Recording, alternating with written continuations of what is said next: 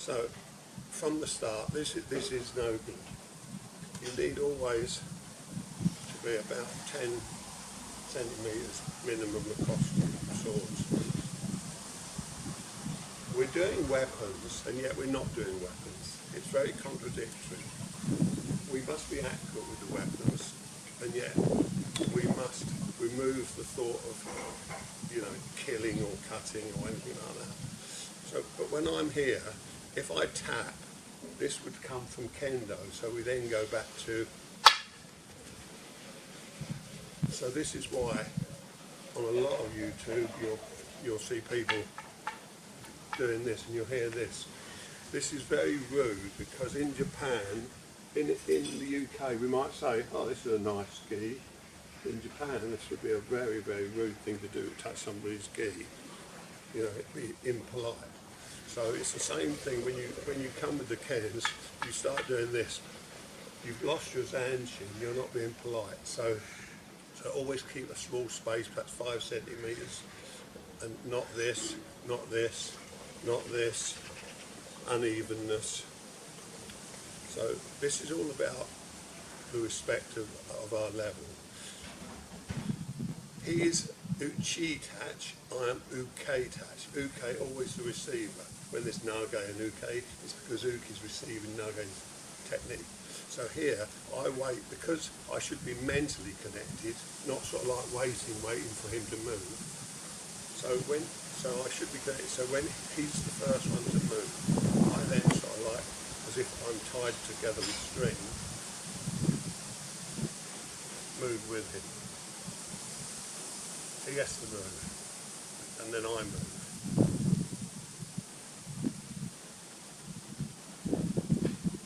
I mustn't get there before him, I get there slightly after.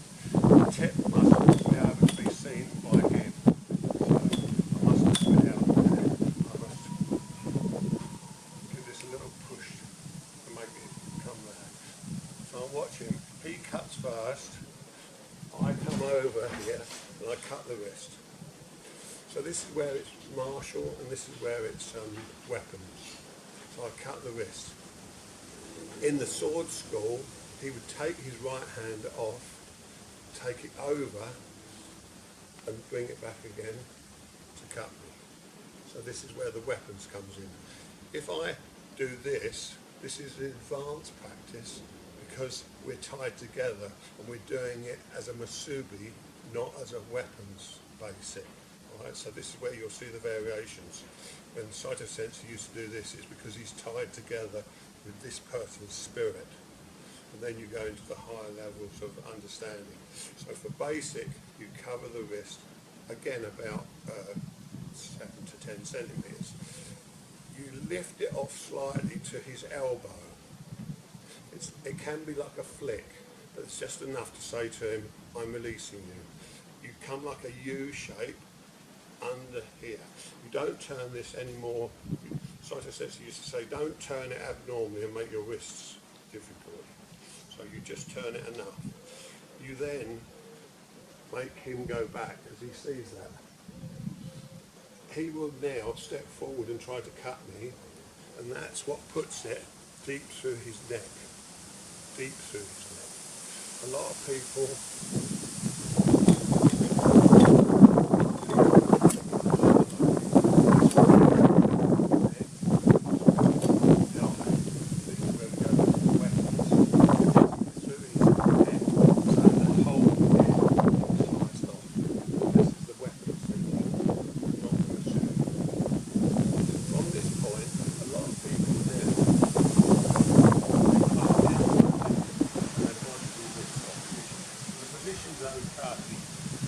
they've actually become 1, 2 like that, and they're stuck. If you took their hand off, you can now cut them with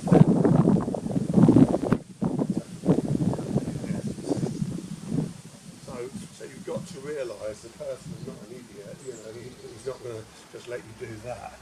So take the hand off like that, and you're stuck. So you slice the head off. You now remove the body. It looks like this and this, but it's actually then I'm well away.